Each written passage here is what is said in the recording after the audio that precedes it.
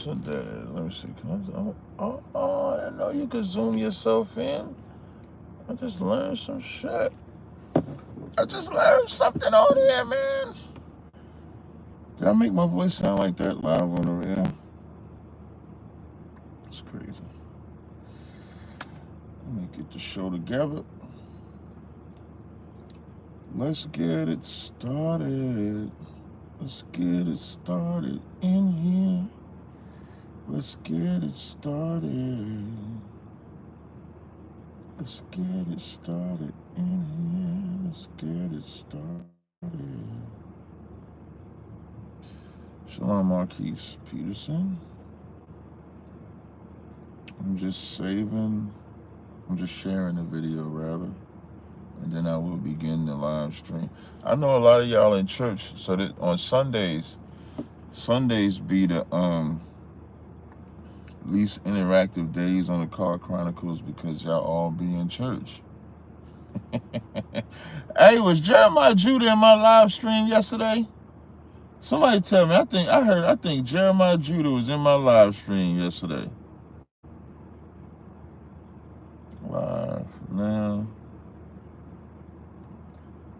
Am I correct? Was Jeremiah Judah? Somebody let me know. Well, I'm gonna wait till the live stream perk up a little bit. But I think Jeremiah Judah was in my live stream.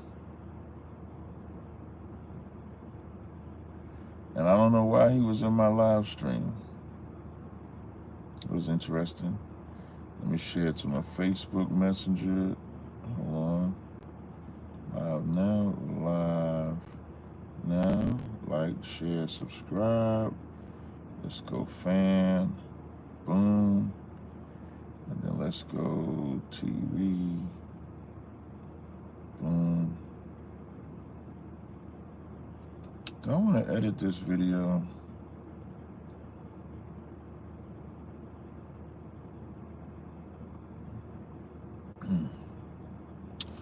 All right, welcome to another edition of Car Chronicles. Oh, let me put the phone number in the chat. I'm sorry. Let me put the phone number in the chat. Hold on. Let me put the phone number in the chat. I thought I remixed that. Oh, I never saved it. And then if you want to join my channel, boom, there we go. I'll pin that to the top.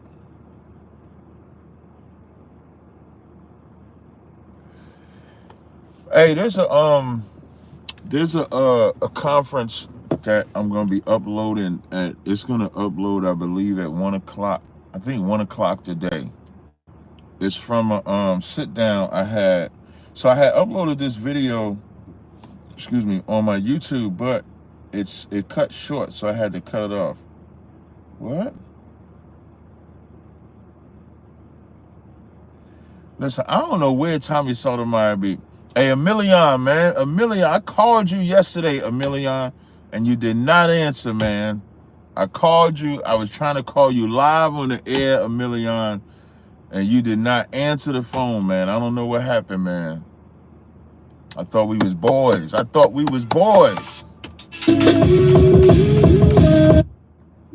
Caller, what's your name? Where you calling from? See, Cat, you didn't call me. You ain't got me stored in. First of all, I see your number. I say caller where you calling. I say that all the time if you notice. And my fault. Amelia, it's the Amelia, man. I know who it is, man. And I called you live yesterday, man, because I was trying to give you props because I was talking about how you sent me that email with the breakdown on the Coolie. And so, when I do Cross the Line, and if I do the Car Chronicles, because I had put recap on Cross the Line, but of course, when people call and stuff like that, I don't get time to get it done. So I was telling the audience, I said, because you did such an intricate detail, I'm gonna do a breakdown based on your breakdown. What I mean by your breakdown based on your minute markers, I'm gonna do it tomorrow. So tomorrow, probably around maybe 1, 2 o'clock. So I'm gonna do my Car Chronicles like normal in the morning, but I'm gonna sit down tomorrow and I'm gonna do it from my computer and do a recap of the based on your minute markers and then talk about it. But in that environment, I'm not gonna take calls and stuff like that. So I was trying to give you props and shit, man. If you Oh, I go back and appreciate it. listen, if you go back, I don't know the minute marker when I called you. I think it was right around the time I was playing, because I don't know if you saw that video of that brother that played the clip of when Cooley ended up muting me. So this brother, his name is Shaq. Hold on, let me get his name. He had put the video up, and he saw pretty much what everybody else saw, and which was my point. Like, a lot of people, I think a lot of people come from, like, and I think it's when they don't like somebody, they come from like an emotional space when they see me dealing with them and shit. So there's this brother, his YouTube channel is Dat Shack 2X, and so he made a 18-minute clip, and he titled it "You're Being a Woman, Cooley Gets Crushed in Intense Debate." Now, he could have put my name in the title too, but he did put my face on it. But he was essentially saying Cooley was wrong, not only on the subject, but also on the whole cutting off and everything like that. And apparently, this is a tactic, because he said in the debate, he said in the video that he believes this is why Cooley doesn't get a lot of debates anymore, because of that. So so I had already said the next live stream I do with him, he would either have to join my live stream, or we would have to have a separate moderator where he don't have that mute button. Yeah, because he did that to the he was doing that to the 6'5" dude too the night before and all that. But yeah, I'm looking through my call log now. I ain't getting no phone call. I might have went to voicemail. Yeah, it might have went. Matter of fact, let me go through my call. Hold on, I'm gonna tell you the time I called. Hold on. I'm gonna tell you. I called you. Let me go through my call. So this was yesterday.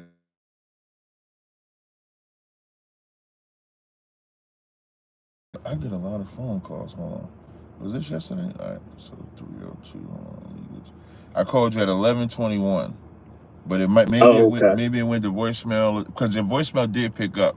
I just can't remember if it rang or not. But I called you at 11:21.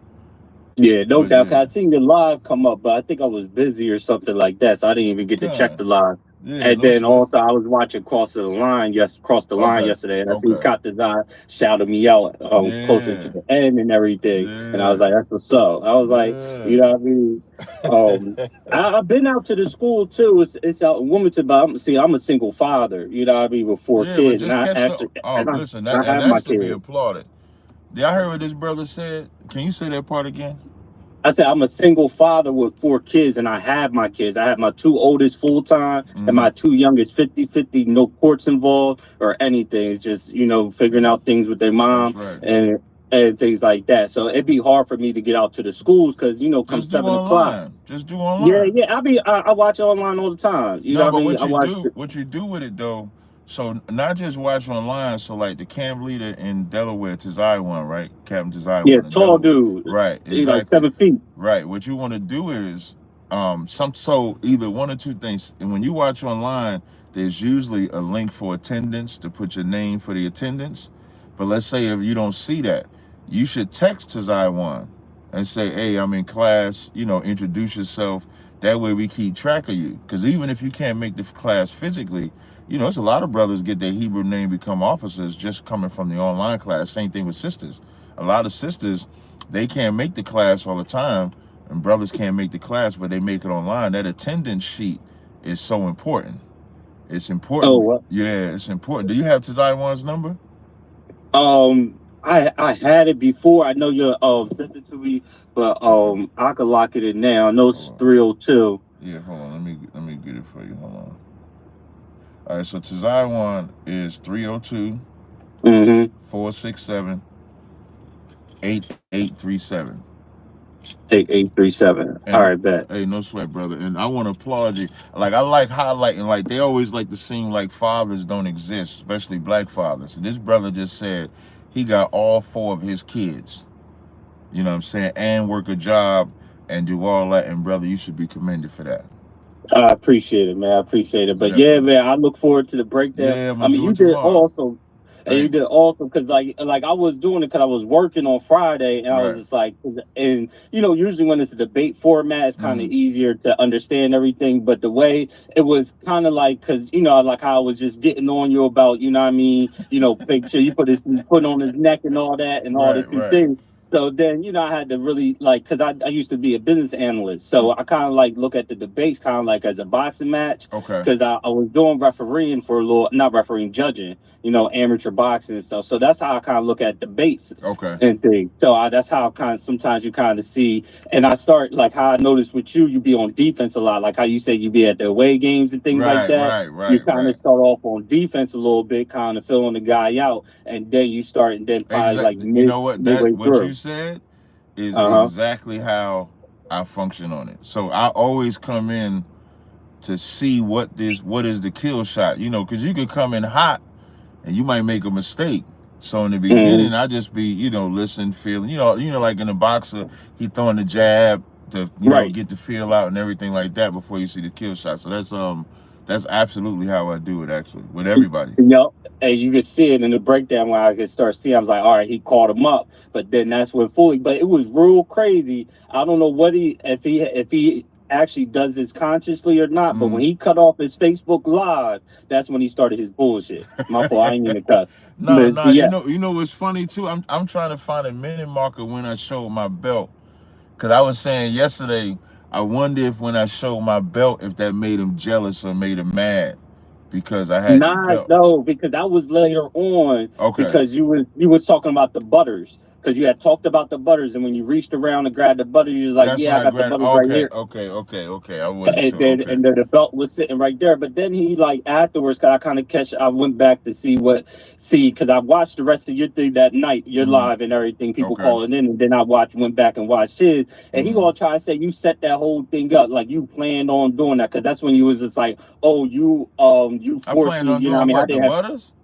Yeah, like you plan on. I'm like, dude.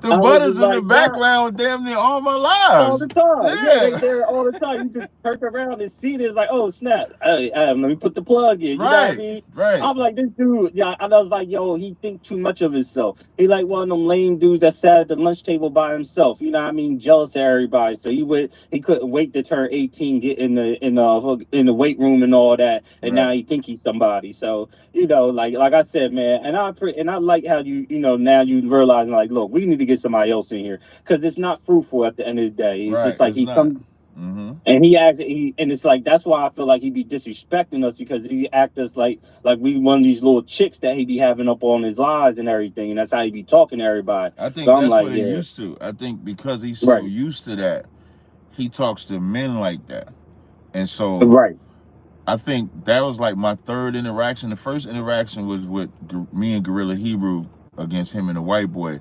So technically that was only my second interaction where it was just me and him. And because he did the same thing twice, he can't say I didn't give him a shot. And then and when he messaged me on Instagram and invited me for it, he made it seem as if it was going to be different, because he was like, it's just hold on one second. Can my moderators, can y'all get rid of this stupid dude, Gino Powell? Gino Powell. Just hold on. Let me put this. Let me put him on timeout for 30 minutes. God damn.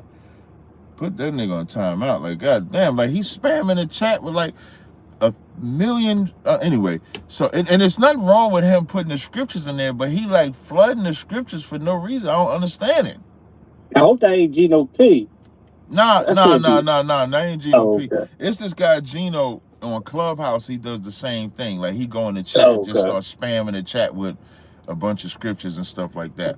But so when he hit me up on Instagram about the free will, because he approached me about it, I was watching him in Genesis. Him and every time I think of Genesis, that jija shit. Like, I'm cool with Assad. I'm cool with Assad, right? So me and Assad ain't got no issue. Assad had even hit me up because he was doing a recap of the debate, and he was hitting me up, letting me know he was doing it. But the I just can't get that shit out of my head. It's just a joke. I'm not serious, because I don't know how, the Genesis people, I don't know if they strengthen up. Yeah, they get a little sensitive. I'm just joking. To the brothers, I'm just joking. Yeah, I'm just joking. Jesus, you got to say that because brothers be sensitive, but I'm just joking. But when they had them on, I was watching them the day before. So not the day before. I was watching them on Sunday. So as I'm watching them on Sunday, I'm laughing a little bit about it. And so he hits me up and he was like, what do I think of free will? I said, I don't think we have free will. He said, so would you like to debate that Wednesday? So I said, bet we could. And he said, it's just going to be him and I. So he created the thumbnail, sent me the thumbnail. So it was just supposed to be him and I. So it made it seem as if it would be better than the last time. But it's just like it always is when he starts losing, because I didn't know that when I first realized the first time he muted me, I didn't even know that wasn't the first time that he muted me. And so once he did that, I just said I won't do it no more unless it's actually a moderator. Right. And it's interesting because I've seen Hassan's breakdown, like, and they both believe that we don't have free will. Like, I understand where you coming from a lot more than where Assad was coming from. You know what I mean? Right. And I think there will definitely be an interesting conversation because both say we don't have free will, but you're looking at it two different ways. And but I definitely, because I didn't see their video to get their position on it. I just know from the text, we both agree, like you said, that we don't have free will. But even in the text, when he said, I think he said something like he don't believe we have a choice. I agree with that too.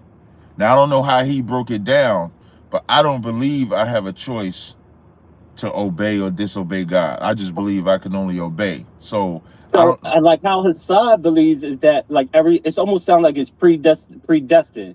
Like he's saying we're a theater. Like he brings this one scripture up saying that we're like in a God's theater and everything is already, and which I understand predestined because God, not predestined though, but because God is outside of time. He knows the beginning and the end. He already knows what we're going to do because he already seen the end. But we still have that choice. You see what I'm saying? On that choice, but like you said, like my thing, like when I'm now understanding where you're coming from with the free will, I'm like, if we have free will, you could just walk in the kingdom of heaven no matter what. Right. You know what I mean? That's how. Right. If that's we how have it that should free be will. Based off of free will. Now, exactly. If he's saying like it's a script, I wouldn't even argue with the script, but it got to be looked at prophetically. Like, it's not the Bible's not like, I like in when they talk about you can't buy or sell, like, right, with the whole mark of the beast, right? That ain't that's not talking about us as individuals. That's talking about nation business. So even from a nation position, there is a position that the nations are going to be in.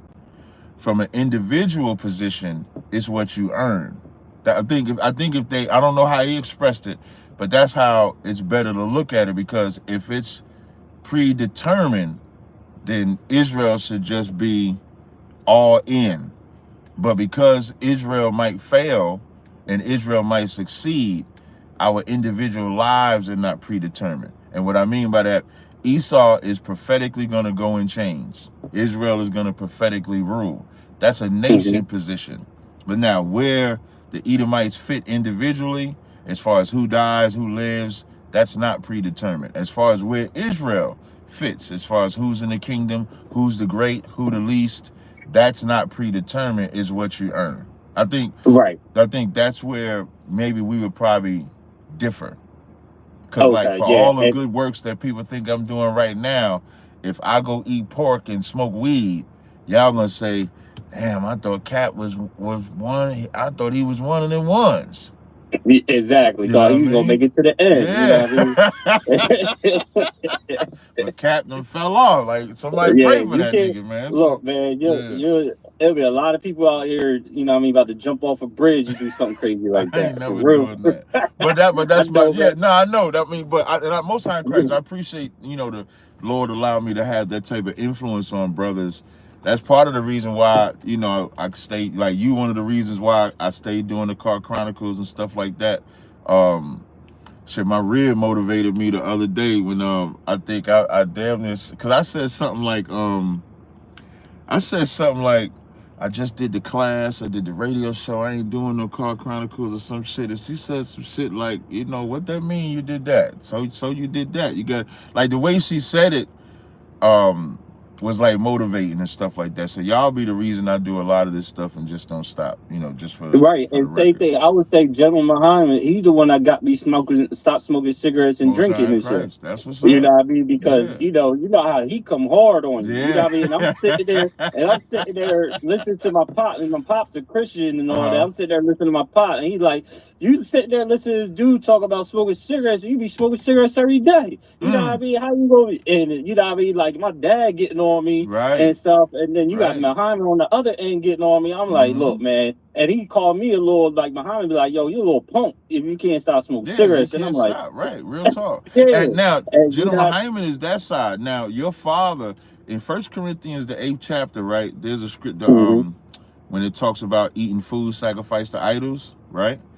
Right. In that chapter, it talks about one that has the knowledge that it's not a God, the other don't. But when the one that believes that it's a God see you do it, he's gonna look at you as one that is sacrificing the idols. So now your father is listening to you talk all this Israelite stuff and then seeing you smoke this cigarette. So he's weak, you strong. Now it's still a sin regardless, but I'm just saying how people gonna look at you and they're not gonna look at you as them. They're gonna look at you as one of us that is not one of us. And so it was good for your father to say that to you. He was supposed to cut you right to the core. And then you hear General Hyman, and then it's gonna, because it's gonna pull your strings. It's either gonna make you obey the Lord or come back in the world with Pops, man, and smoke them cigarettes and do all the shit your Pops was doing. That's the only two choices. Yeah, and you know what I mean? I decided to make the right choice. You see what I'm saying? And real quick while I got you, right? And because you had brought up the buying and selling, that just clicked on me. I've been meaning to ask you.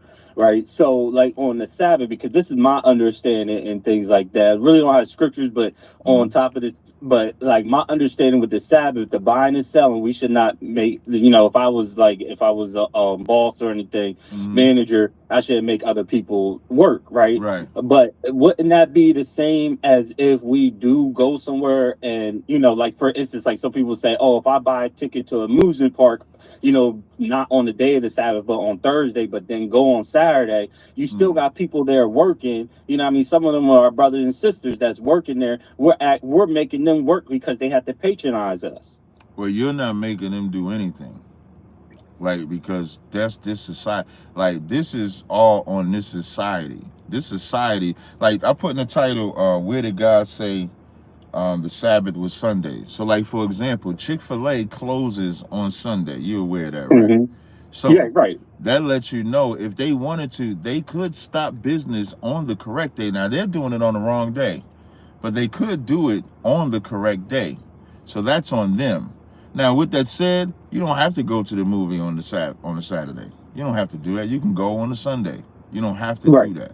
So that would be what I would say. Like, I don't, like, everybody knows I don't run my business on the Sunday. So, excuse me, on the Sabbath. I don't run my business on the Sabbath at all, nor do I make anybody work for me. The buy-in prior to, I don't know if a movie would fit into that mode. I don't know if I would put a movie in that mode. But you do make an excellent point. I'll probably ask the general to expound on it more. But if you're buying it in advance, I wouldn't consider you're not buying anything. So what you mainly would be talking about is going to a business that's open on the Sabbath. That's really what you would be saying. Yeah, so that's because me personally, I feel like even though like they're patronizing me, they're basically serving me. That's like going to a restaurant. You know what I mean? They're serving me, even though like that I'm not actually their boss. I'm in a sense and making them work for me. So that's why I don't buy anything on the Sabbath. That's just the way I feel. But I know you should. That's what I'm saying. I'm not saying you should buy anything. Okay. I'm not saying you should buy anything on the Sabbath. Like when you see us, like if we going to camp and stuff like that, there's some things that's unavoidable. You can't go to camp without getting gas, paying a toll, XYZ like that. But a citizen should not buy anything on the Sabbath. That's usually how we separate it. Like I'm not a citizen, so a citizen shouldn't do that. Okay, good. Because like sometimes like when you be breaking it down, it's kind of confusing and things like that. So I just wanted to outright ask the question because we don't encourage nobody to buy anything on the Sabbath. We encourage you to do your rest. Like these lunatics got mad at me because I say I work out on the Sabbath if I choose to. And they said, that's breaking the Sabbath. I said, can I take my kids to the park and push them on the swing on the Sabbath? I ain't getting no answer on that. Picking up a phone. If it's no server, if it's no work, then it's no work. But they argue with me on the app on the phone. I said, one brother said, you going to the gym and working your heart, getting your heart rate up. I said, what about y'all niggas on this app hooting and hollering and screaming, working your heart rate up, arguing over all manner of nonsense? So you can do what you want on the Sabbath as far as what you rest in, but I don't encourage brothers and sisters to buy anything on the Sabbath. Okay, good. All right then. Well, I mean, I appreciate your time as always, man. And you know, and I got caught this eye, and I like that aha moment. Y'all had an aha moment, and I crossed the line. Like I said, I be looking, I be analyzing things. It was funny when I think the guy asked the predestination, and y'all was trying to figure out the difference between predestination and prophecy, and was the free will. What about prophecy and things? And then he brought up Jonah and how he was going to destroy him 40 days, but it took like 70 years or something like that. And I mean, I think that would just be a great breakdown to like really try to, you know, I mean, that might be something I want to study myself. Yeah, maybe it's a subject we got to touch on, being that the free will, no free will argument has sparked those type of conversations. And there are people that believe in predestination. I want to say it's a Calvinist position historically. Historically, Calvinists are predestination, meaning like everything is predetermined. So if anybody wanted to do any research, if you look up the Calvinists, Calvinism is those that believe everything is predetermined. And so you'll hear sometimes when Christians, if Israelites or anybody take that position, they'll call them a Calvinist. I remember when I battled LaRon would call people Calvinists. That's when I first started hearing all them terms and stuff like that, as far as that goes. But I believe that's a Calvinist position. Okay. Right. Yeah, I'm definitely want to dig into that. But I appreciate you, man. Appreciate your time. I'm about to get back on here. I'm about to watch this and everything like that. All right, no sweat, brother. I appreciate it. All right, Tazaryach. I appreciate it. Shalom. Hey, shalom. All right. Peace. All right, we appreciate that call. Again, the phone lines is open. If you got a question or comment, it's 862-224-9027. What I was talking about earlier was there's a video, part of the video that I had uploaded this video. This is the video that I uploaded, but it didn't play all the way. Oh, now I see why I might not have played all the way. I'll re-upload it then. So I'm just seeing it on my phone. I think I sent the wrong video to my phone to upload. But in this video, I'm gonna just play a little bit of it. Hold on. This is just a little bit of it. Let's see. I want y'all to look at this. There's hypocrisy there when we try to absolve Jewish people from saying that if you say something against them, they shut you down. I remember. You see that lady cut my mic on? Listen, this lady right here, I'm gonna zoom in. This little Jewish black woman. Listen, I'm gonna tell you something, man. I defend the black woman, but I also condemn the black woman. And the reason being is an example like this. So this full video is gonna come up. The full video is gonna play at 1 o'clock today. At 1 o'clock today, you're going to see this video play. And this was a sit down that I had at Boston University with the National Black Reporters, I believe. Let me hold on. National Black Journalists. I apologize. Now, the abbreviation for this one is BABJ because it's the Boston, right? But the whole thing is the NBJ, I believe it's NBJ, National Black Journalists, right?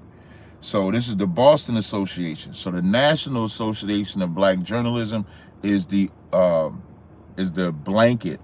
Under that umbrella is the Black Association, Black Journalists.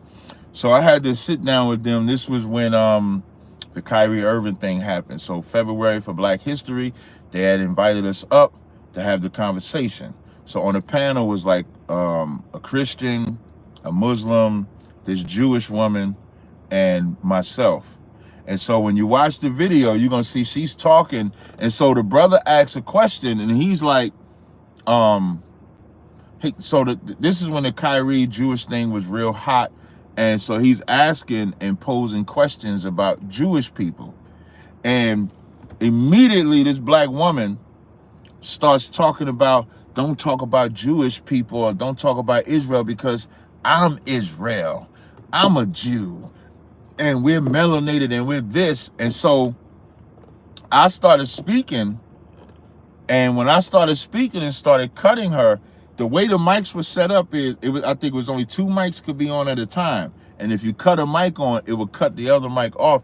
And this heifer cut my mic off. I'm gonna bring it back again when I'm saying it. Watch.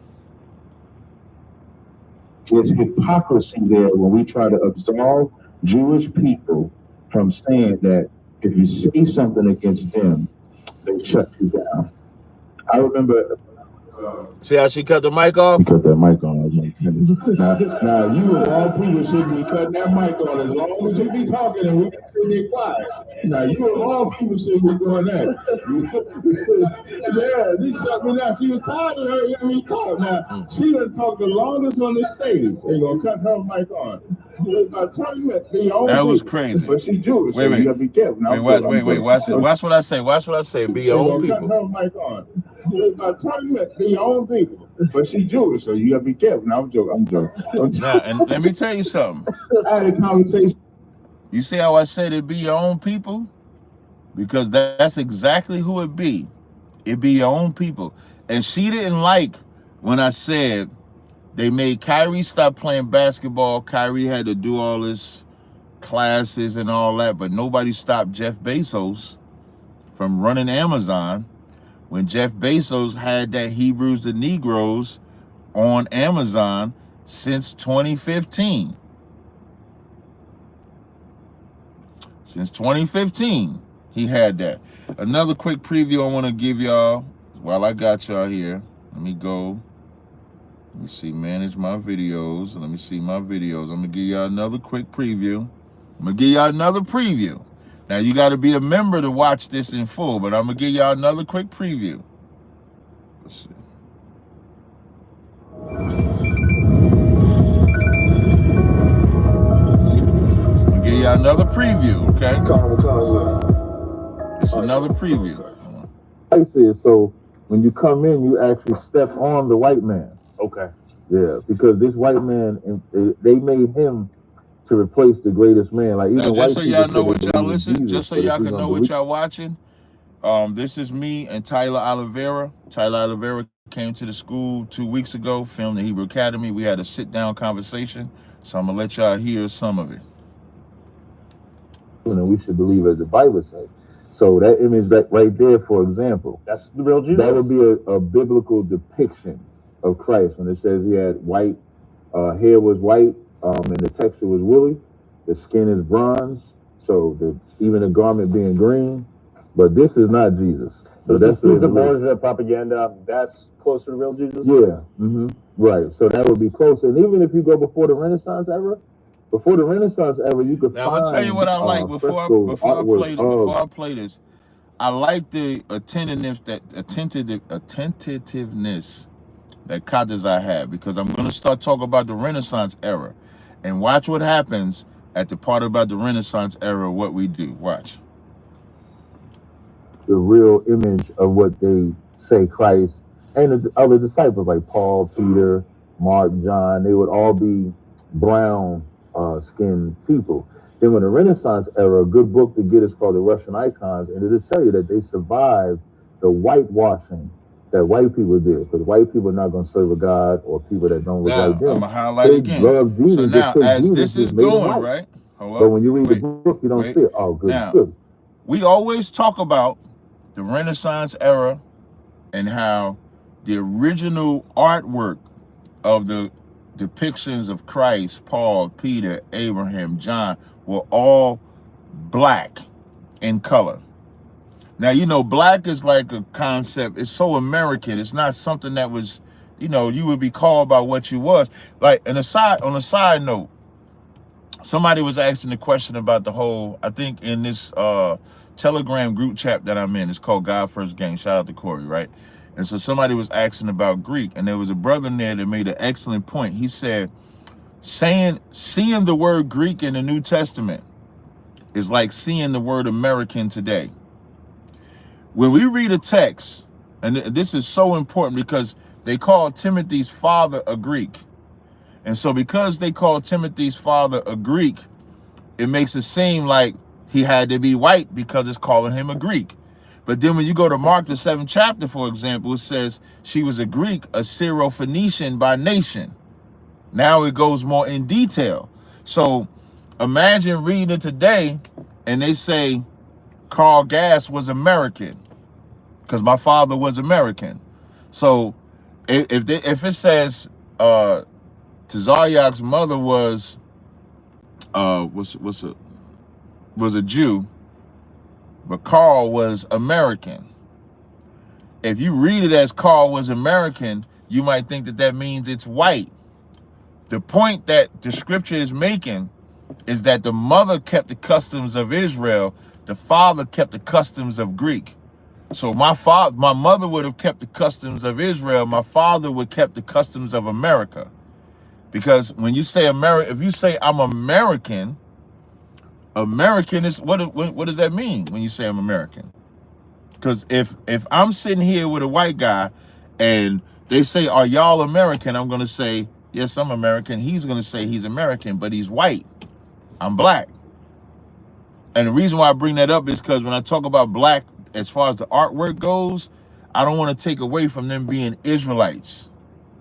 So now I'm going to show you what Tazaryach did. What Tazaryach did was gold, because as I'm talking to the white guy, he didn't give no brush back. But watch what happens when I bring out the history of the Renaissance. Just watch. Before the Renaissance era, you could find frescoes, artwork of the real image of what they say Christ and the other disciples like Paul, Peter, Mark, John. They would all be brown skinned people.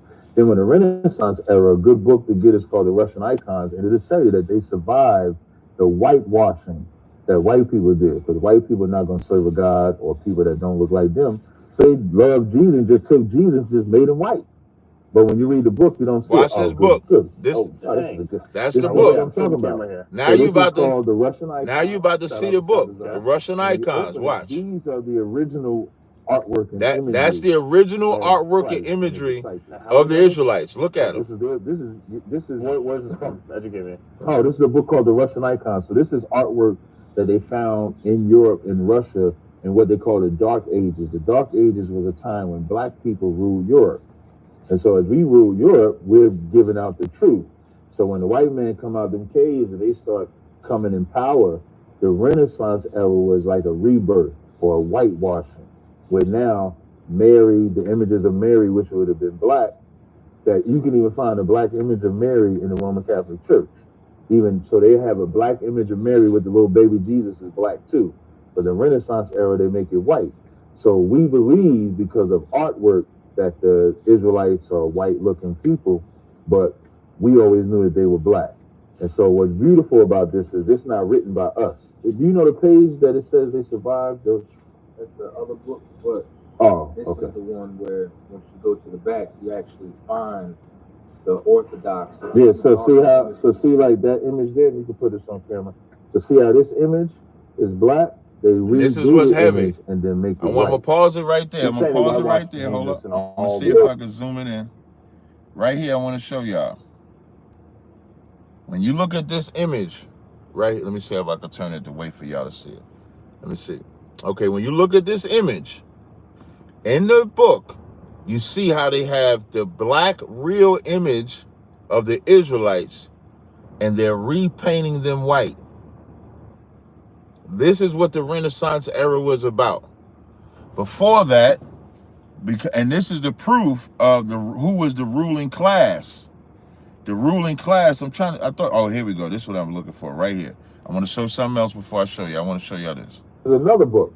This book is The Icons of Black but Comely. I want y'all to watch this. I'm black but beautiful. Like he flat out says he's black. So for him to say he's black, so now this is another book. Now this is another book. Icons of Constantinople, right? Like they always like to say, that we don't study, we don't look at anything outside the Bible and all that. That's a lie. Because now this is the Icons of Constantinople, and watch what it says in the book called The Icons of Constantinople. Watch it. So for him to say he's black, so now this is another book. This book is the Icons of Constantinople, right? Okay. So when you look at this excerpt right here, it says these icons existed not only as panel paintings, but also as frescoes and wall mosaics, some which have emerged from layers of whitewash to give an undiluted impression of the highest achievements of Constantinople art. Now, the proof it that said that they survived the whitewash to give a undiluted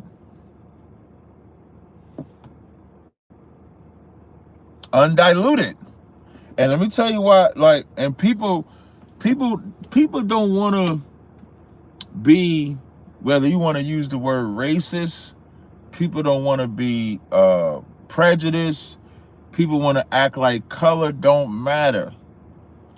Color will always matter.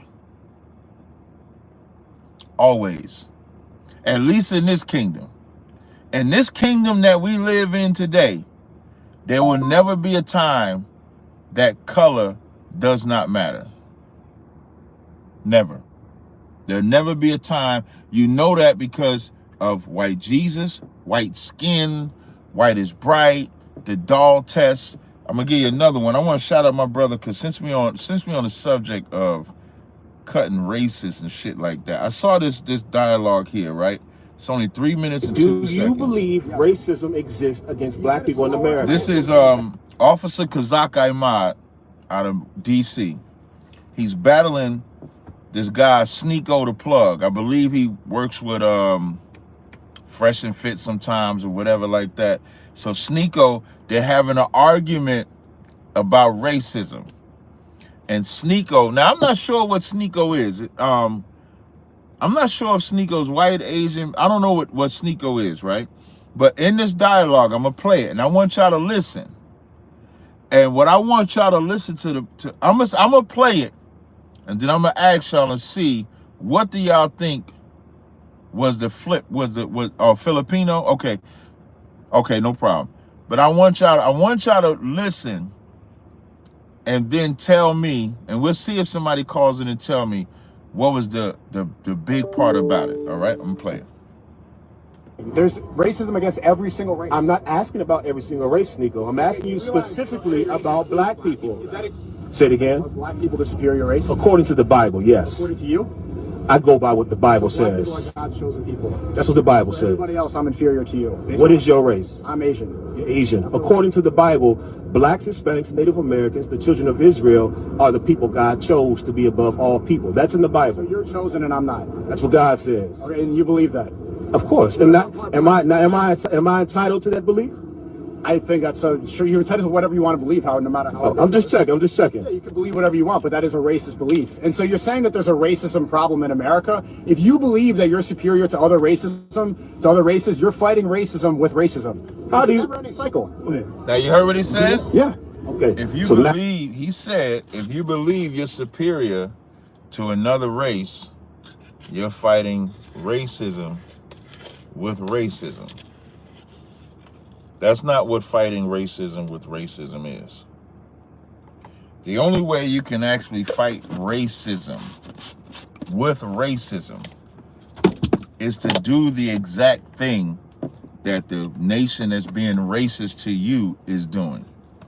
That's the only way you can fight racism with racism. Black people are not fighting racism with racism. Black people don't strategically do anything against white people. If anything, black people are racist to other black people more than they're racist to white people. Black people will target, black people will manipulate. Listen, black people don't support black businesses because white people don't support black businesses. If white people supported black businesses, black people would support black businesses. Let that sizzle in your spirit. Facts. I'm gonna play some more. What you're saying is racism is not racism. There's a key point here that's missing for this to qualify as racism. Okay. Me believing I'm better than Asians It's not racism. Because slow down. That's exactly what it is. Slow down. I'll let you speak. Does anyone hear this? Or I'll let you speak. If I flip that around. Thank you, please. Thank you. Thank you. I'm letting you speak. Give me the same courtesy, please. What's your name? And listen, Kazak. All right. And let me tell y'all something. Y'all see how Kazak dealing with him? I don't think y'all be understanding. Like, I'm listening to how Kazak is dealing with him.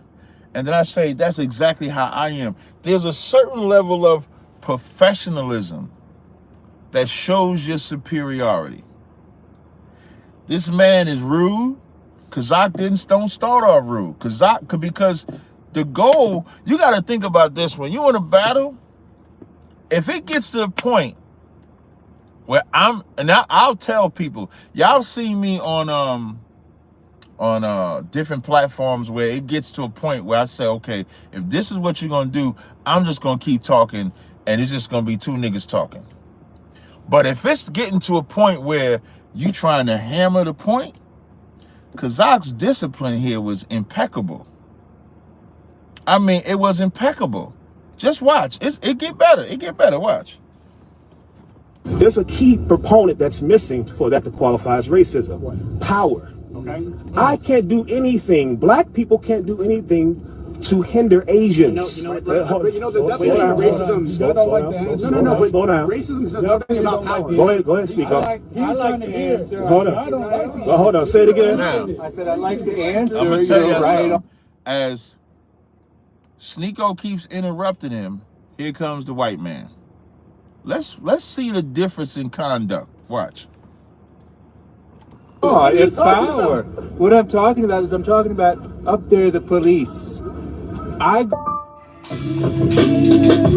on 1 second, caller. Let me play this first. Ask them a question. I want y'all to pay attention. Hold on, say it again. I want y'all to pay attention. Remember, Kazak said the difference in racism is power.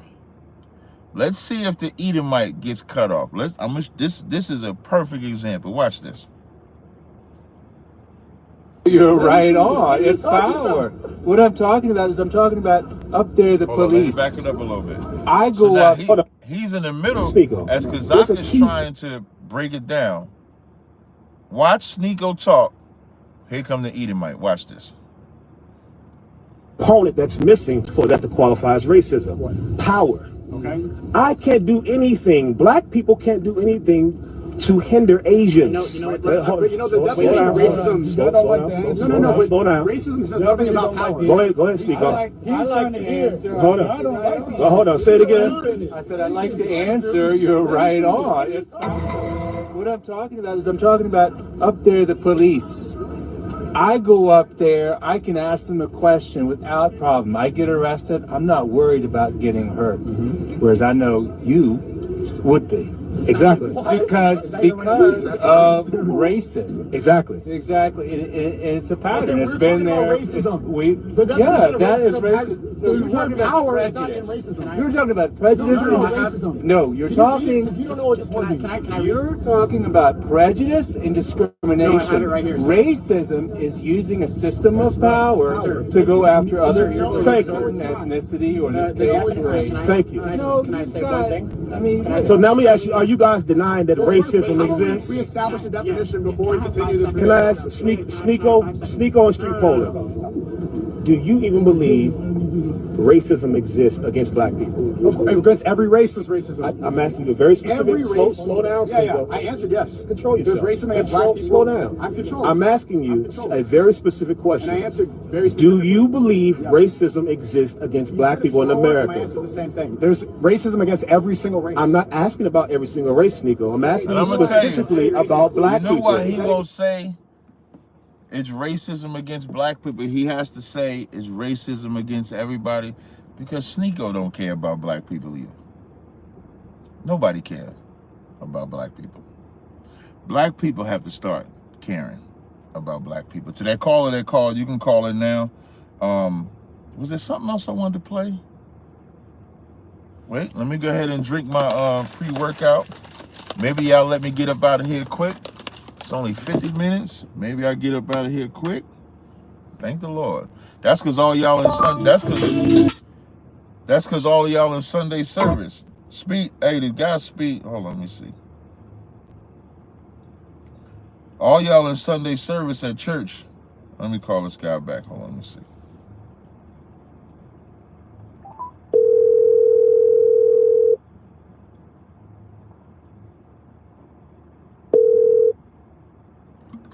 Yo. Hey, what's up, caller? You had called in. What's your name? Where you was calling from? My name's James. I'm calling from Arizona. Okay, you got a question or comment? Yeah, only on the racism thing. Okay. So it seems like I see it online. I'm not necessarily disagreeing a bunch with it. If you're talking about systemic racism, right, which is what I think a lot of people are talking about, but people just say racism and they're like, black people can't be racist because this, you know? Oh, you black or white? If I'm half black, half Puerto Rican. What's your dad? My dad's black. My mom's Puerto Rican. Okay, got you. So you black. I just sound like a white guy.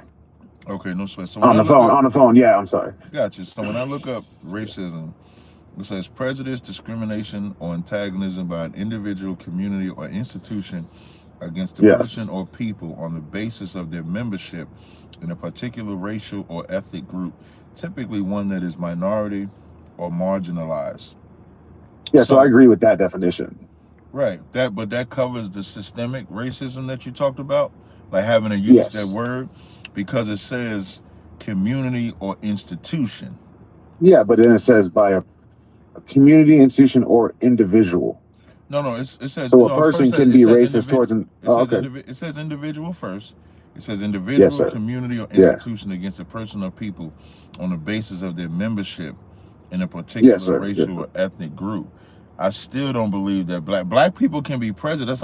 This is the first time I ever saw prejudice in the definition with racism, because black people can be prejudiced, but they can't be racist. So they're synonymous. So being prejudiced is it's racist.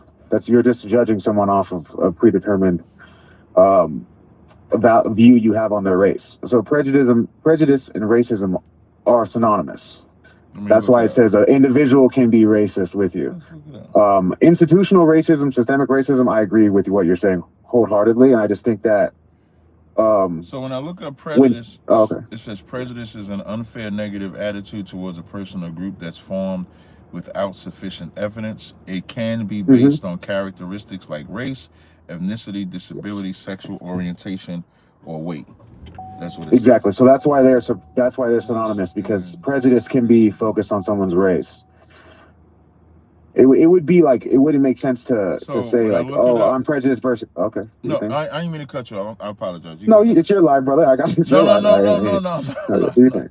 Do your thing. Do your thing. So we read both definitions. So I was looking up prejudice and racism to see if it came up the same. So it says prejudice is an attitude, while racism is a system of discrimination that's based on prejudice. So racism is a system when it is systemic. Like if it's a group of people placing in a system, like we have in America. I'm not saying that's not. Yeah. So just like we have in America, it is a system of racism, right? Like if you create laws that marginalize black people and put them as the lower people in the like the hierarchical structure, you don't have to be racist anymore, because you've now developed a system. So now white people in America could not be racist, but the system is already putting you down. It doesn't matter. Well, right? So they built a system in which people can act like, I don't have anything against black people, but in reality. But you do have to remain. Hold on 1 second, caller. Hold on. Caller, hold on. Okay, but you do have to remain racist to keep that system in place. That I disagree with that. I want to read some more of this definition, right? So it says prejudice is an attitude, while racism is a system of discrimination that's based on prejudice. So then it goes further. It says prejudice, an irrational or negative attitude towards a person or group based on stereotypes or supposed characteristics, can include anger, contempt, repulsion, can be damaging, even if it doesn't lead to hate. Racism. Yeah. So you can't have one without the other. No, wait. That was all under prejudice. That was all. Yeah, you need that. You need that for racism. You need to be prejudiced to be racist. Let me just read the rest of it. Okay. So that's all under prejudice. This is racism. Yeah. Okay. Racism, a form of prejudice that involves discrimination and oppression based on the belief that one's own race is superior, can include laws, policies, practices that favor a dominant group, can lead to violence, abuse, and intimidation. So now when we look at the things that are under prejudice and look at the things that are under racism, that's why a black person can be prejudiced, but they can't be racist. Because you said you read the definition and you're saying can. You're saying can. And say only is. Can't. It says can. It says no. I'm not saying black people can't. I'm not disagreeing. I'm saying when you read those definitions, you said the word racism can do this. Racism can use this. I'm like, it can, but it doesn't. If someone is being racist towards you, it doesn't mean that they're using a system to oppress you. That's not what the word racism means. I'm gonna keep going. Okay, well, I mean, we just read the definition. I just read it, right? It said an individual. How could an individual be racist towards you without using a system? You don't think that that's possible? You're saying? No. What I'm saying is when I read. Hold on, let me go back to racism. Do you think you're going to read the whole thing, and I'm not going to be able? You're going to make several points. I'm not going to be able to tell you the point that I am. It's going to sound like I'm interrupting you. I just don't want to interrupt you. No, I haven't made a point. All I did was read prejudice. When you read the definition, there's a part of the definition that I would say something to. I would like to explain, but I know, but I don't want to sound like I'm cutting you off. Yeah. Okay, but you cutting me off now to say you don't want to cut me off when I would let you cut me off if you wanted to make a point. What it sounds like you're saying is, when you hear a certain point, you want to say something. You can do that. Okay. Thank you. All right. I was making sure. I'm like, it's going to sound like I'm interrupting you in the middle of sentence, but I'm not trying to. I know the word that you're going to harp on is individual. So when I read racism, it says prejudice, discrimination, or antagonism by an individual. That's where you want to stop, right? No, you're good. Keep going. Okay. Community or institution against a person or people on the basis of their membership in a particular racial or ethnic group, typically one that is a minority or marginalized. That's racism. And you notice at the end of the definition, it says typically one that is minority. The white man is the majority. And so he's the one. So they're explaining to you. Right. They're explaining to you typically how it can work. So typically doesn't mean every single time, only like this, in this case only. Yeah. Right. So that's what they're explaining. They're giving you examples of how it's used in our culture, because that's how we use definitionally. Words are defined how they're used. So they have to be used and then they're defined. So now, individual white people know that they have power over black people so that they can act a certain way as an individual. And if it ever escalates and that system comes, that system will come and defend them against us. So even though it can be individual, that's facts. That's why they have the term Karens. That's why they have the term, for an example, Emmett Till got killed because an individual said a thing to the system and they killed Emmett Till. That's an example of individual. Yeah, so Emmett Till wasn't killed by the government. He was killed by a group of white men. He was killed by They were killed by a group of white men, and they were tried. He wasn't killed just by white men. You're missing what I'm saying. I hear you. He was killed because of what an individual did that led to a community killing him for something that I agree. That's so right. So by system, I thought you meant government. That's the only thing. So that was the only disagreement with Emmett Till. It's like by system, I thought you meant government. So there are young black boys who were killed by the government. It's all the same. There are examples of black men who were killed by the government. You know what I'm saying? Like you could use there are little boys that were killed by the government. Go further. Wall Street was burned to the ground because an individual lied on a black person that caused that government to fly airplanes and drop bombs. So when you isolate the individual enforces that system. So I want to read one more thing on the prejudice and because remember I was reading prejudice and racism. So I read the first top that was prejudice. I read the bottom that was racism. Now, it says how racism and prejudice relate. It says Prejudice is a primary factor in discriminatory behavior. Racism is a form of prejudice that's backed by power. That's the difference. That's why, if I don't know if you was listening to I've never see let's see. So that definition of racism is that's the one that I'm not agreeing with. It's saying that it's backed by power. It's not given. I'm like that. It doesn't. I don't see where that is. It's not doing a definition. It says who said racism is a form of prejudice backed by power? Were you not reading that? Yeah, what I'm saying, it's saying how the subject now is how racism and prejudice relate. Are different. Okay, Right. I thought they were so I'm thinking they're synonymous. You're saying they're different, and black people Well, can be prejudiced. Black people can't be racist. Yeah, black people. Well, I'm asking. Black people don't have black people as an individual don't have a system that they can call on another race of people. That system will then violate the person that individual called them. So I would call that systemic racism. That's what the definition says of racism. Racism literally says it can be systemic. The definition says it can be used in a system, typically by a majority on a minority. Typically, it can be used, but an individual also can be racist. So what you're arguing would be the minority as opposed to the majority. So the only reason I would bring it up is this is my argument, and I'll just lay it out, and then you can tell me if I'm acting like an idiot. So my whole argument would be, I agree that there's systemic racism in America. It's an issue. And then there's racism and systemic racism are two different words. That's why they put systemic in front of it. So racism is it describes the individual, generalized racism, and then systemic racism describes the systems in place that are racist, created by racist men. And so when I hear people say black people can't be racist, it creates a straw man for other people, whoever they are, just the disagreeers, to come at you and be like, hey, this guy's an idiot. He thinks black people can't be racist. In reality, you guys, both parties, are using the word differently. If you would say, and I'm not saying you have to say this, like you can say whatever you want. No. Right? But listen, just so you know, I enjoy the conversation. I don't need echo chamber type of conversation. So I'm enjoying. You're not. I feel you. You're not rude or anything. It's just two people talking on the phone. So when I look up systematic racism, it's the first thing it says is institutional racism, also known as systemic racism. Now, when I go to the word racism, it says prejudice, discrimination, or antagonism by an individual, community, or institution. So both systemic racism starts with institution. The word racism has institution in it.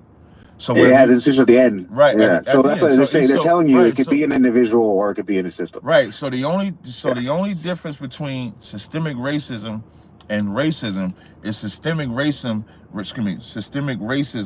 is highlighting only the government, so to speak. Let's say if it's on, the institution, as opposed to racism is highlighting all the elements that make up that institution. So that individual, so the individual white person can call that community or institution and enforce that racism. Black people as an individual don't have a community or institution that can enforce racism. That's why when Kazakh said it's power, even the white man said that came in and chimed in, said it's power. That's what stops us at the prejudice mark. So I think why I'm thinking that. I think that the only disagreement here is it doesn't stop. I don't think it stops at prejudice. I think it's racism.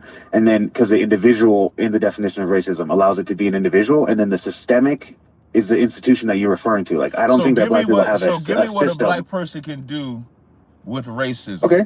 Yeah, I can give you it. So, I mean, like a lighter version of it would be like something more I experienced. So I am light. I'm like you. I'm a little bit darker than you, right? Okay. So we're like, man, I'm half Puerto Rican, half black. Listen, you had to highlight that. I'm a little bit darker. But you say your daddy's black. It's not a big thing. I'm just joking, man. You say your daddy black though, right? Yeah, my dad's full black. He's like, yeah. So that's why. So. I'm not saying, but it's not. I'm not saying it makes me better or nothing. I'm just saying. I'm being funny, man. Come on, man. Relax. I love it. So, but I have gone it on both sides where like I have experienced the racism from white people and then also the racism from my friends where be like, not as much racism, but as like You ain't. But give me the You racism breed. for You know what I black. mean? You Like, have give me the breed. racism for So black. okay, so racism of black people. It would just be like you can't do this with. It's the same racism that you would experience from the other side if Like you're what? not being Like, able to play. Give me the example though. If you see a white girl,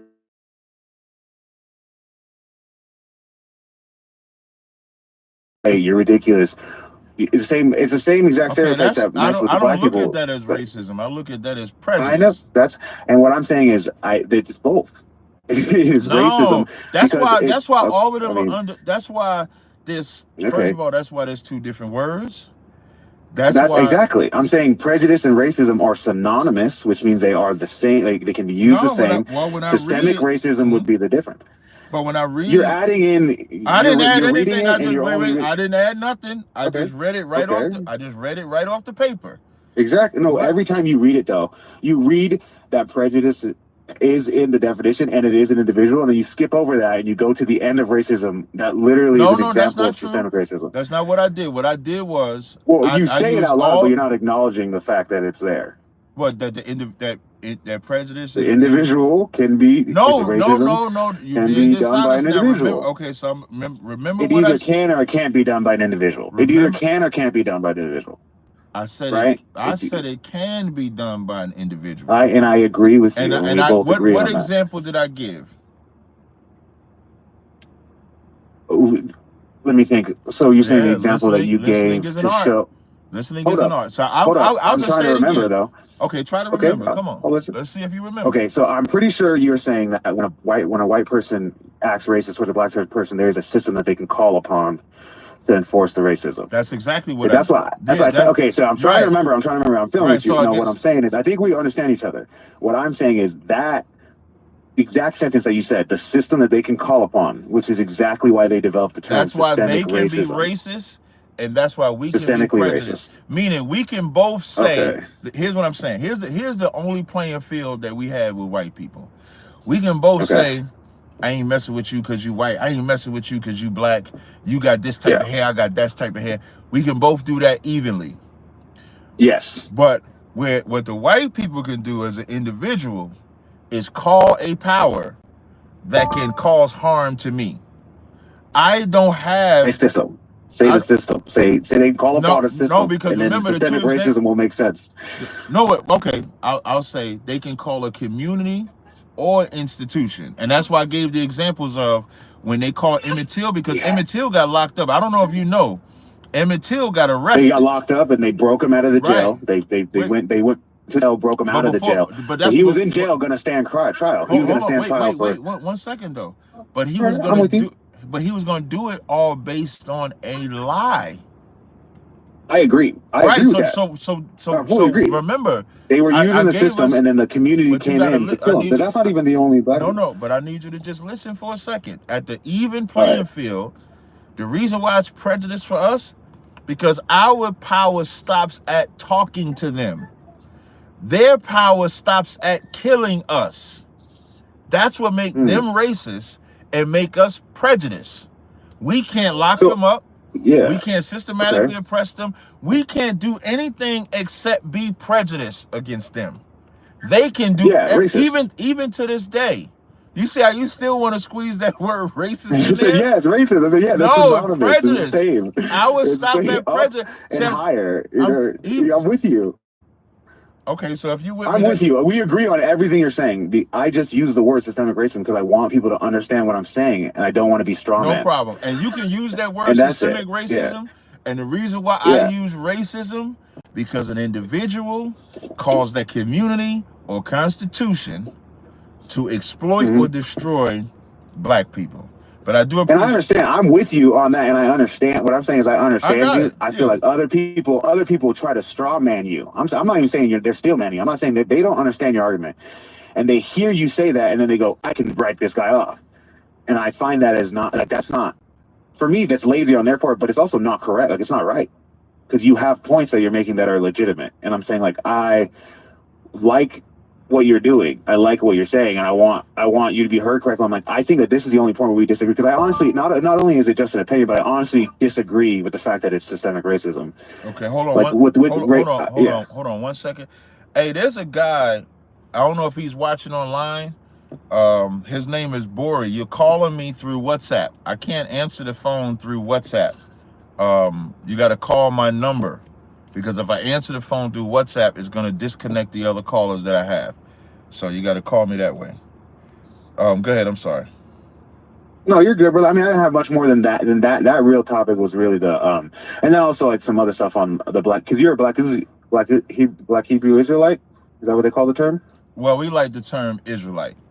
Hebrew okay, Israelite. I'm with cool. you, Israelite. We don't like the term your whole black. Thing. Right. We don't like the term black. No disrespect. I feel you. One more on that thing. So it is, because you asked me if my dad was black. So it is passed down through your father, like just like the Israelites, where it's like only if your dad is Israelite, then you are Israelite, right? No. So Puerto Ricans are Israelites too. So I'm with you. I ain't hating on that either. No. I just want to let me just answer. So Puerto Ricans are Israelites too, but we do believe that you're the seed of your father.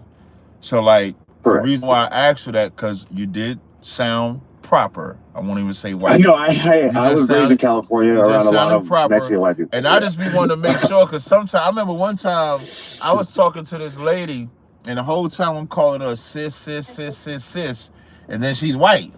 Now I'm calling her sister all the time, so I don't want to do that. I don't want nobody to get no clip of me calling some white woman a sister. So I just wanted to get you right. But I appreciate the call, man. I'm gonna make a clip out of this because I thought it was a good conversation about racism and prejudice. But I am gonna take the next calls, man. All right, you take care. Thank you for listening. I'll call back in. Have a good night, brother. Stay safe. All right, you too. All right, next call. It just says BF. Yep, this Freddie from Florida. What's up, Freddie? Got a question or comment? Yes, sir. I was wondering, like, there's 80% of the things that you say, it sounds good, right? There's other things that kind of throw me off, right? Because hold on one second. Yes. Caller, hold on. Yes, sir. All right, go ahead, brother. You said 70% of the stuff. 80%. 80%. Okay, 80% of the stuff you like. Go ahead. Right. So, to stay on topic and to get to the topic, you was just speaking on racism, right? The Bible speaks of to love your enemies. Jesus said directly to love your enemies. Right. And I've heard you say that you hate white people, which I was like, that didn't sit right with me. And I understand, right? I understand. Don't get me wrong. They have there are some white people that goes against us, and I believe there are some white people who understand what we're going through. So why is it that you separate them still with the pile of white people who hate us?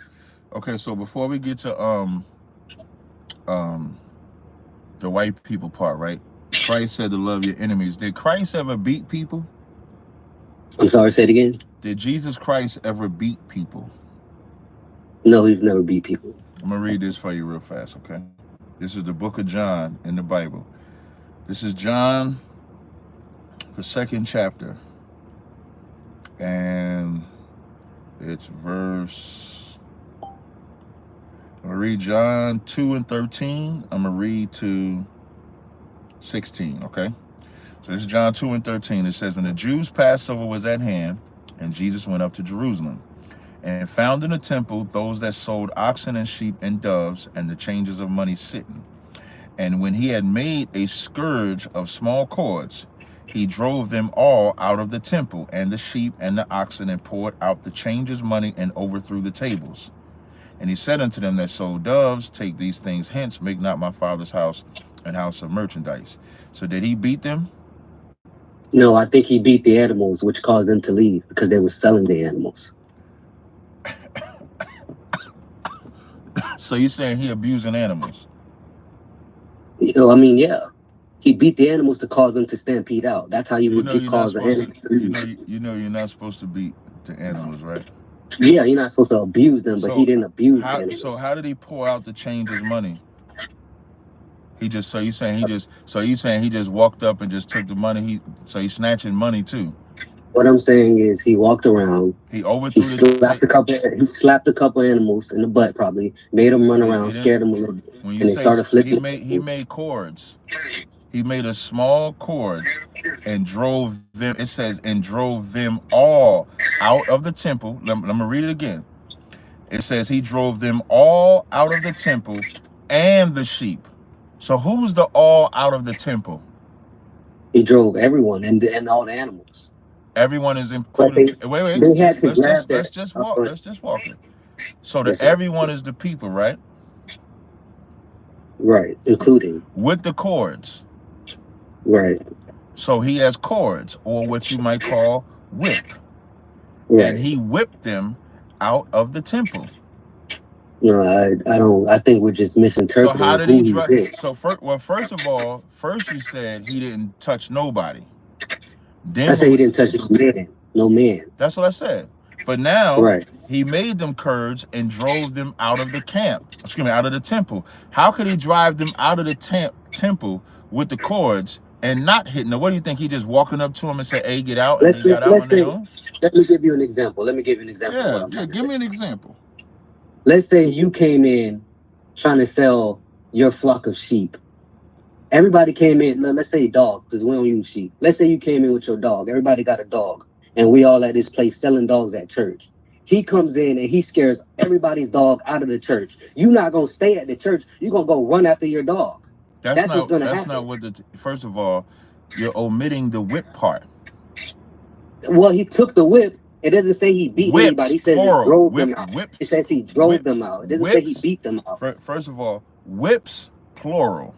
It wasn't one whip. It said he made a scourge of small cords and drove them out of the temple by force. Right. The money changers too. The money changers got to go too. He kicked them all out, beat them all out the temple. I don't think he beat nobody, man. You know why you can't fathom that? Because in your mind, this is what the word drove in the Greek means. It says to cast out, drive out, to send out with a notion of violence. That's the definition of that word. Lexicon. Yeah, so the outline of Strong's is to eject, to bring forth, to cast out, to drive out, to expel, to leave, to pluck. So he didn't hit anybody. He sent them away. You are such a pussy. I'm a pussy. You are absolutely a pussy. You know, the weakest Christian. I'm not weak at all. The weakest but Christian. I'm just saying, I go the weakest Christian I've ever had a conversation with.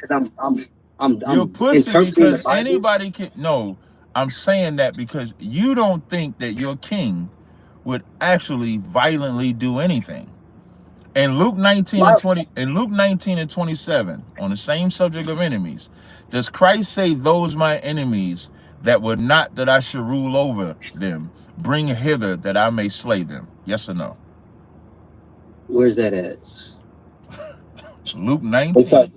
Luke 19, verse 27. 19, verse 27. But those my enemies which were not that I should reign over them, bring hither and slay them before me. Let's get context. Before we get to context, and I don't have a problem with that.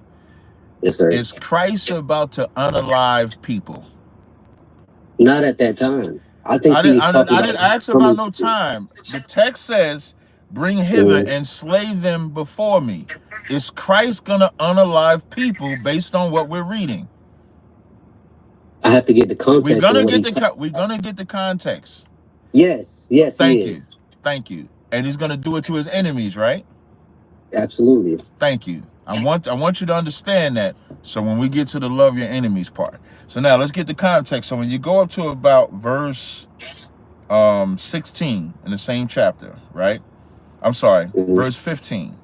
It says, "It came to pass that when he was returned, having received the kingdom, then he commanded the servants to be called unto him, to whom he had given money, that he might know how much every man had gained by trading."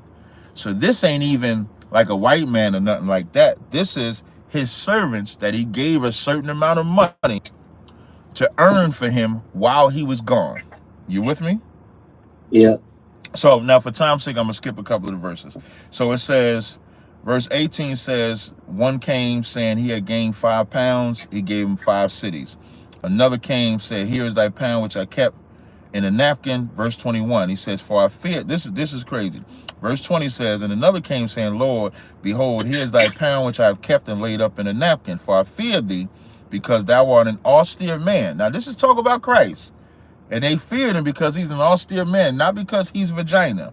It says, thou takest up that thou layest not down, and reapest that thou didst not sow. Do you know what that verse means right there, brother? The part where it says that thou takest up that thou layest not down, and reapest that thou didst not sow. Do you know what he's saying? Yeah, he's taking what you didn't. You taking something that don't belongs to you. Who's taking it? The man he's talking to. For I fear thee, because thou art. Yeah, he's talking to. Yeah, he's talking to Christ. He's talking to his boss. Exactly. So he's telling Christ. Christ gave him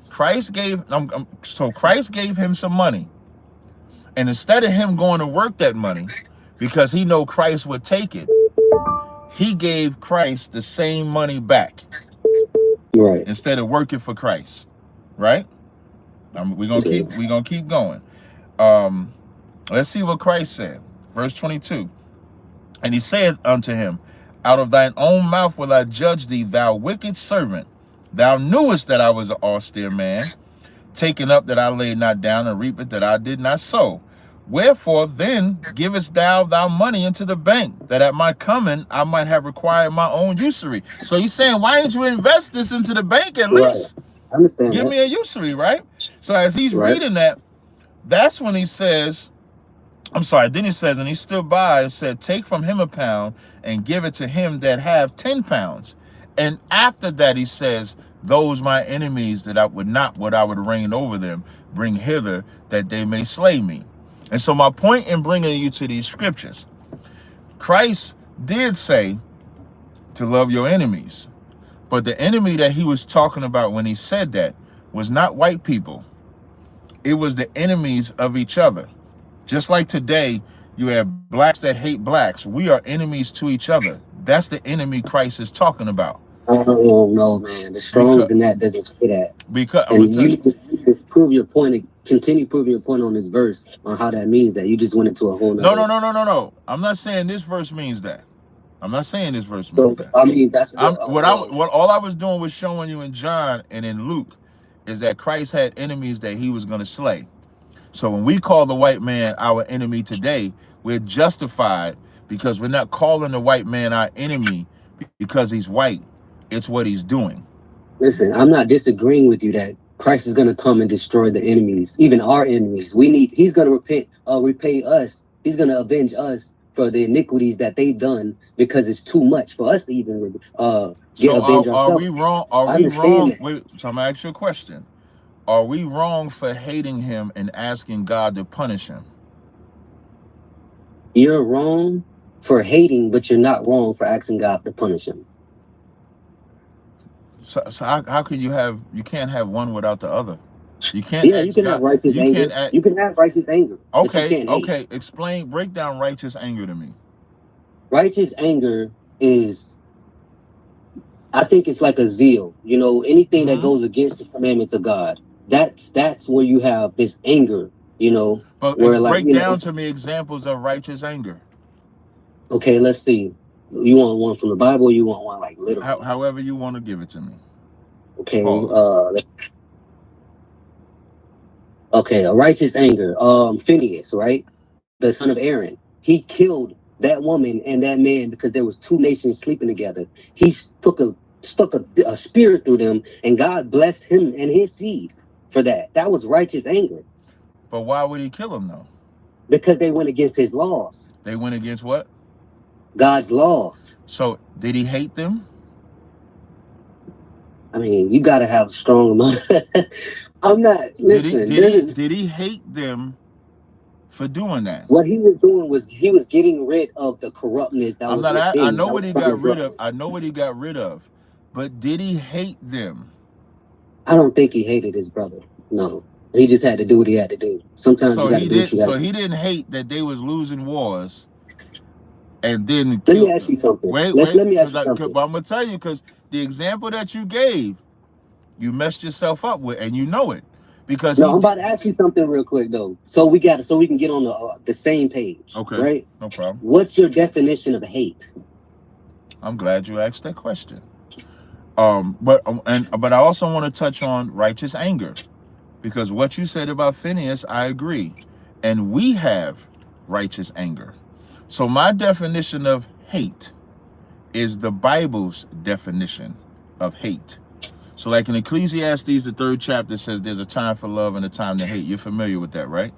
Absolutely. So our definition of hate, and in conjunction with hating the white man, is we don't join him in further oppressing our people. We don't celebrate his high holy days. His days. We don't join his police force, his military. We don't sell his drugs. We don't abort our babies. We don't worship white Jesus. We talk about the crimes that he's done to black people.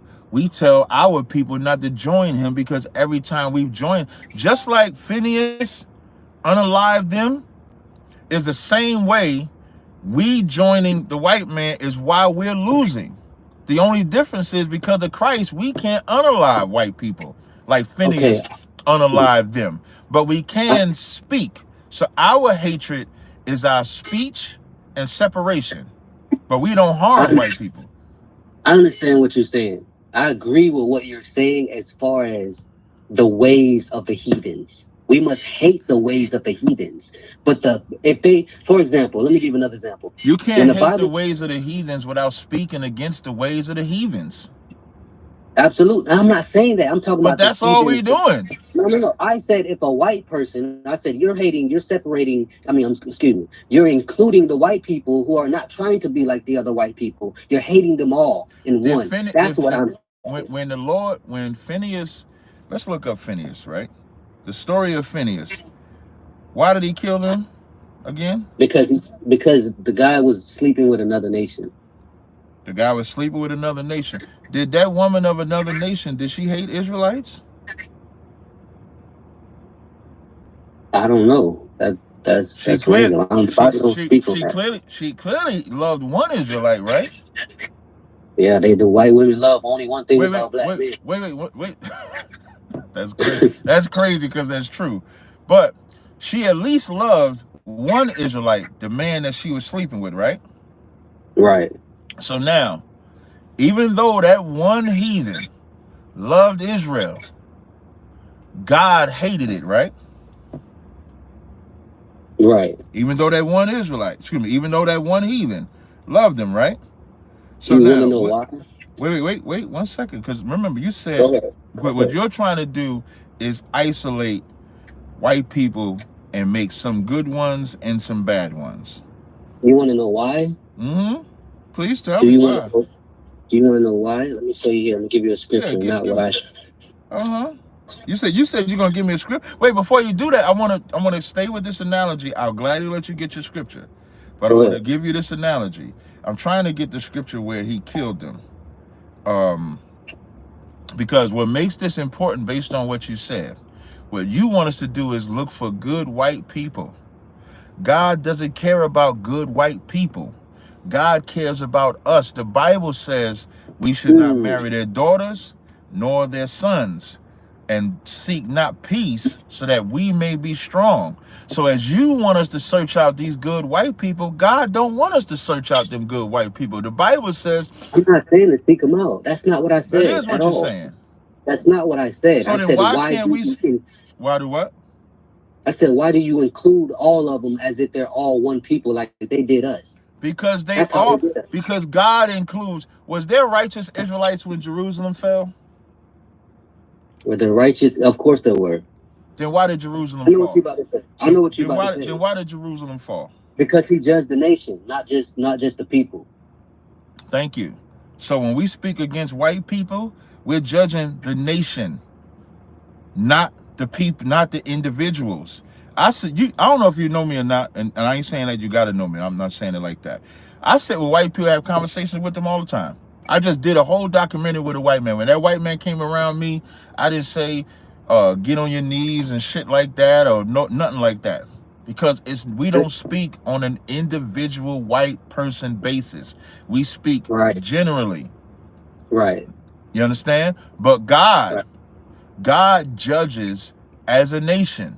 So if the righteous Israelites couldn't spare the wicked Israelites from Jerusalem falling at 70 AD, if the righteous Israelites couldn't spare the wicked Israelites from going into slavery, according to Deuteronomy, the 28th chapter, I hate when vagina people call me to try to get me to spare righteous white people.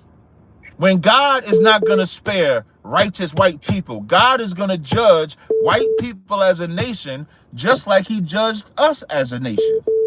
It's not so much as sparing them. I think you are sparing them. You think it's not that, right? So hear me out. What I'm trying to break down, because ain't no pussy in my bones, ain't no vagina in my bones. Listen, Exodus 12 and 48. Thou sayest. Exodus 12 and 48. It says, when a stranger shall sojourn with thee, and will keep the Passover to the Lord, let all his males be circumcised, and then let him come near and keep it. Then he shall be as one that is born in the land.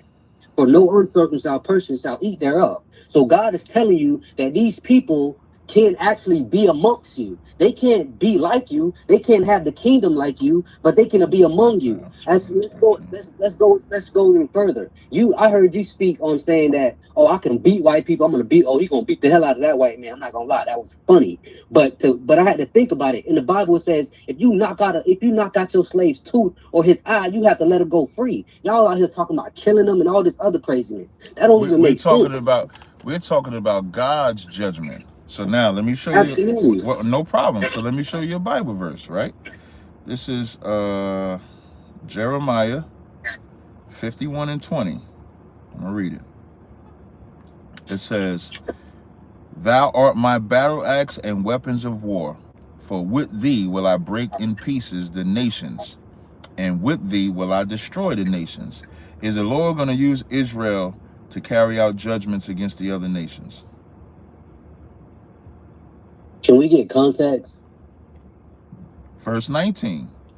The portion of Jacob is not like them, for he is the former of all things, and Israel is the rod of his inheritance, and the Lord of hosts is his name. Thou art my battle axe and weapons of war, for with thee will I break in pieces the nations, and with thee will I destroy kingdoms.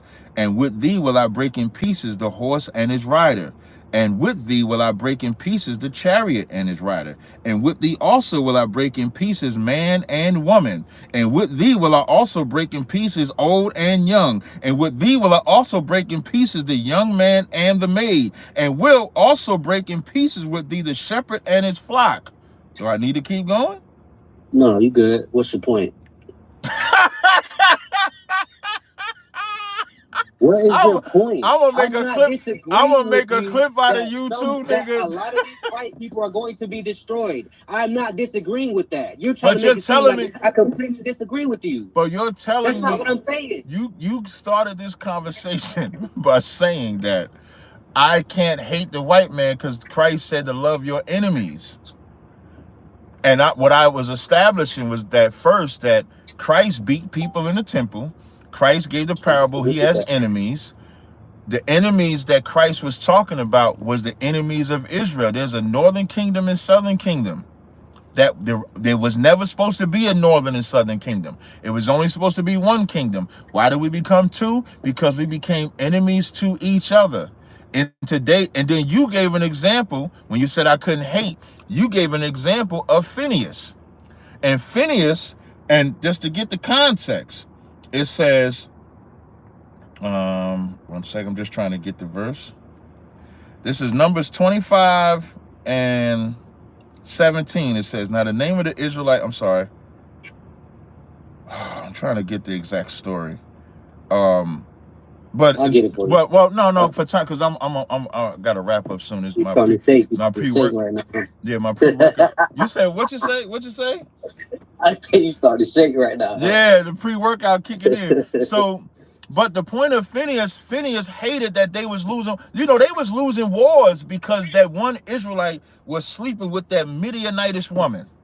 I get it. I get that. Thank you. Thank you. So as we outside, he wasn't following the laws that we was following. You can't say no. Slow down. The text don't say whether he was following or not. That's not what the text says. He just brought some random woman from across the land. Hey, brother. Don't nobody know her. She was following the laws. Think about that, bro. That don't make no sense. Brother, it wasn't that the Midianitish woman wasn't following the law.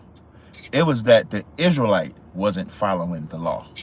The Israelite was not right. He took a heathen.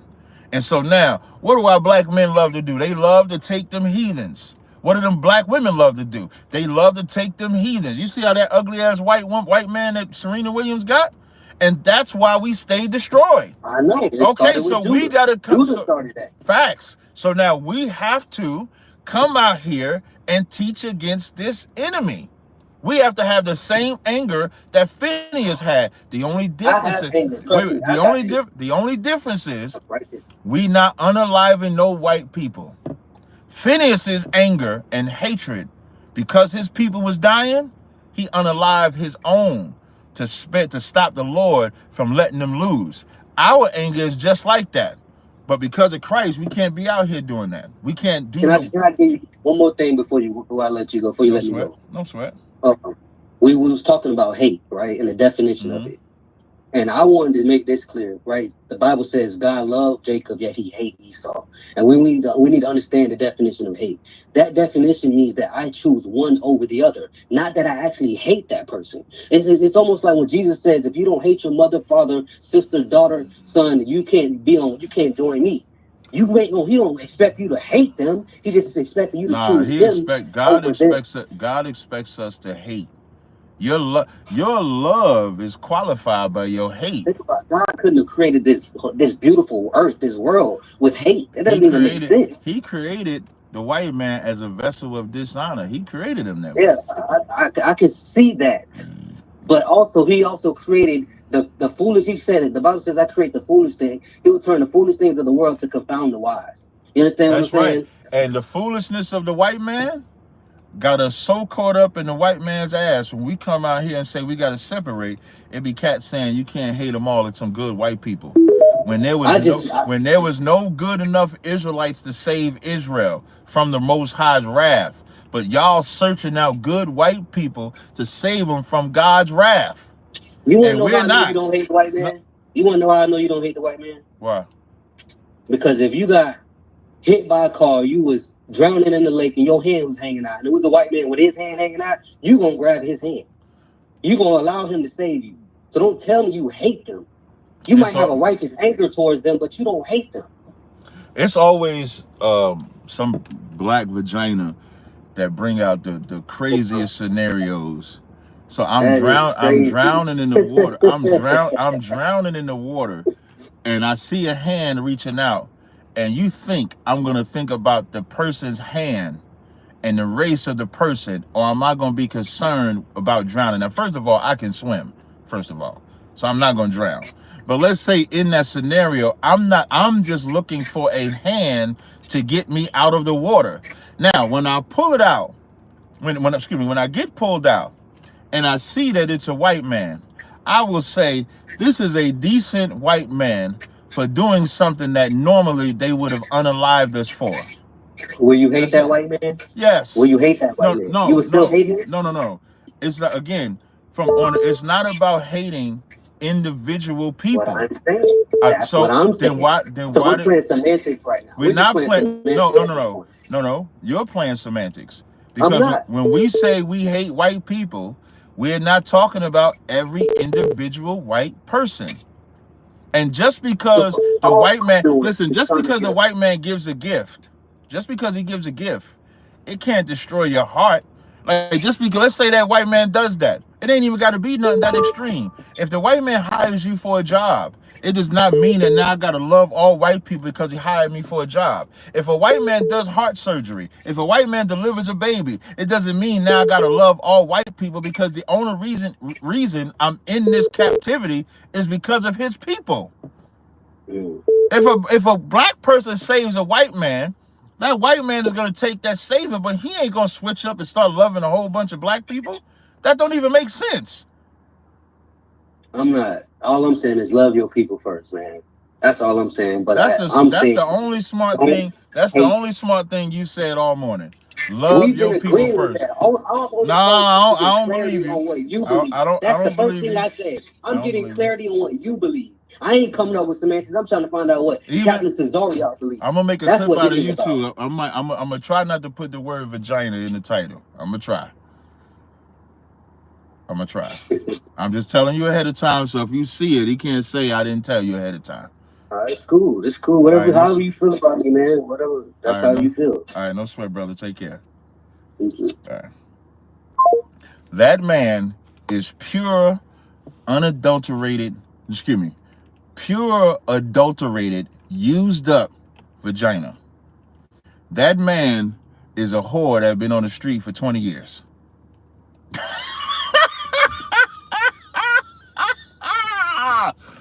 That man did not want to say Christ. I ain't never, listen, the weakest Christian say Christ beat people out the temple. That man is pure. The purest adulterated white prostitute that's been working for 20 years, 7 days a week, 365. And with that, I'll wrap tomorrow. So now tomorrow, I'm still going to do the Car Chronicles if I do it early enough. But tomorrow, I'm going to do the breakdown on the Cooley debate because I like the way Million gave the minute markers and stuff like that. So we're going to go through that. So I see y'all tomorrow. Hey, y'all. Watch this, y'all. Watch this. Caller, what's your name? Where you calling from? What up, Cap? What up? Nah, I just want to ask a quick question. I want you to show me a verse where God will judge. All right, y'all. See y'all next time. Wait, hey, y'all tell me, should I take his call? Y'all give me a 1 if I should take his call. I'll call him back if y'all give me a 1. If I see a 1, I'll call him back. I see antisocial. Y'all got to give me a 1. Look at y'all bastards. Look at y'all bastards putting the 1 in the chat. Now I got to call him back. All right, I'm going to call him back. Look, he called back. All right, go ahead and ask your question. Go ahead and ask your question. The ones have it, man. The ones have it. They want me to take your call. What's your question? I know they want me to take Okay, call, so get straight to the question. Go ahead. When it comes to salvation, right? Show me a verse where God will judge us by nations and not by individuals. Which you said when God will judge us by nations? You say God will judge by nation, the whole nation, right? No, I said God judged us as a nation. When it comes to salvation, God judges by the individual, right? Not the color of the skin, right? Wait, so that's sort of a convoluted question. I'll explain why. So my position is that salvation is for Israel. So Israel are the only ones that have a right to achieve salvation. The other nations don't even have the right to achieve salvation. So if I go to a verse like in the Old Testament, it says 2/3 of Israel shall be cut off. They're cut off from salvation. So there ain't a verse that other nations have a way to salvation for me to show you that. Like when I just read Jeremiah 51:20, I don't know if you was listening. It says with Israel, he's going to destroy the nations. So they're here's the only thing. I'm going to show you the only thing the other nations have. This is Isaiah 60. This is the only thing that the other nations can strive to. This is Isaiah 60 and 12. It says, for the nation and kingdom that will not serve thee shall perish. Those nations shall be utterly wasted. So according to the Bible, if the nations do not serve Israel, they die. So that's the only thing. So what they're working towards is servitude or death. What Israel is working towards is salvation or death. There's a difference. Okay. So serving the God of Israel is not serving Israel. No, the scripture says, I'm going to read the verse again. For the nation and kingdom that will not serve thee. Who's the thee in that verse? Thee is Christ. No. Because Christ is Israel. He's the Holy One of Israel. Christ is an Israelite, true. I'm gonna read a verse before so you can understand. Verse 10, and the sons of the stranger shall build up thy walls, and their kings shall minister unto thee. Who is the thee in that verse? Hold on, say that again. I wasn't paying attention. Isaiah 60 and 10. And the sons of the stranger shall build up thy walls, and their kings shall minister unto thee. Who's the thee in that verse? The king shall minister unto thee. Yeah, who's the thee in that verse? I don't know. You tell me. It's Israel. And it says, okay. I'm going to keep going. For in my wrath I smote thee, but in my favor I had mercy on thee. Therefore thy gates shall be open continually. They shall not be shut day nor night, that men may bring unto thee the forces of the Gentiles. So in his wrath he smote thee. Who's the thee that he smote in his wrath? Whoever doesn't follow him. Whoever doesn't keep the commandments of God. Israel is the only one he smote in his wrath, brother. So Israel he'll smoke. No, Israel he did smite. And then it says, because it says, in my wrath I smote thee, but in my favor have I had mercy on thee. That's what the text says. So he had mercy on Israel, and that mercy was that the other nations have to serve or die. Okay, it's serve God or die. No, no, slow down. Let's go to Isaiah 56. Let's go to Isaiah 56. We're not going to Isaiah 56. Why? Why? Because you're a vagina. You can't use my words. You're a vagina. That's why you want to go to Isaiah 56. You can't use my words. Because even I could use your words. Okay, so here's what we could do. We'll go to Isaiah 56. Slow down. We'll go to Isaiah 56. When you can tell me, do the other nations have to serve Israel or die, according to Isaiah 60, 11 and 12 that we just read? Well, Israel is Christ. So Israel is not Christ. Israel is not Christ. That's not the text. So you're saying this. This is what you're saying, Cap. A foreigner outside of Israel. Let me break down what you're saying. So an Israel outside, a non-Israelite, if he serves Cap, can go to heaven. I don't know what that means, go to heaven. Because you claim to be an Israelite, right? No. So if somebody serves you, they're allowed to go to heaven. That's what you're saying? Here's what I'm saying. You just said if they serve Israel, you're claiming to be an Israelite. I am an Israelite. So if they serve you, they can go to heaven. That's their way in. If they serve me, they won't die. They're not going to heaven. They won't die, so where they going? They gonna serve me. I'm gonna be in heaven.